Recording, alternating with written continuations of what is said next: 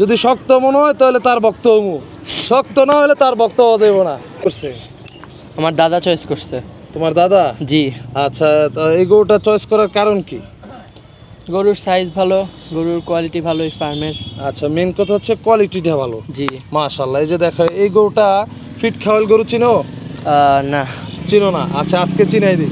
Fit খাওয়াল গরুর লক্ষণ হচ্ছে যে পিঠে যখন থাপা দিবা হাতে ব্যথা হইবা, আর এরকম শক্ত থাকবো লোহার মতন। জি। যা যেই গরুর পিঠে হাত দিলে নরম লাগবে, তুলতুলে হবে, ওইসব গরু কি বেজাল। ওইসব গরুতে আমের থেকে আমের আটি বড় হইব, মানে কি বাঁশের থেকে কঞ্চি বড় হইব, গরুর থেকে গরুর তেল বেশি হইব। তো ওই গরুগুলি কি কোনোভাবেই স্বাস্থ্যকর গরু হবে না। যে খাবে তার জন্য ক্ষতি হবে, যারা খাওয়াইবে তারও ক্ষতি হইব।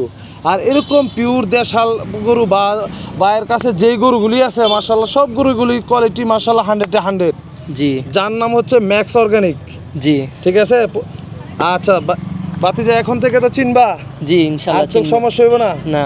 আর 10 জন লোকের চিনাইতে পারবো তো? জি। যে এরকম পিঠে থাপাদা নিতে হইব। জি। যে পিঠে থাপা দিব, যদি শক্ত মনে হয় তাহলে তার ভক্ত হমু, শক্ত না হলে তার ভক্ত হওয়া যাবে না। ঠিক আছে? জি। দর্শক বন্ধুরা, নতুন প্রজন্ম তাদেরকে শিখাইতে হইব যেন বেজাল থেকে দূরে থাকতে পারে।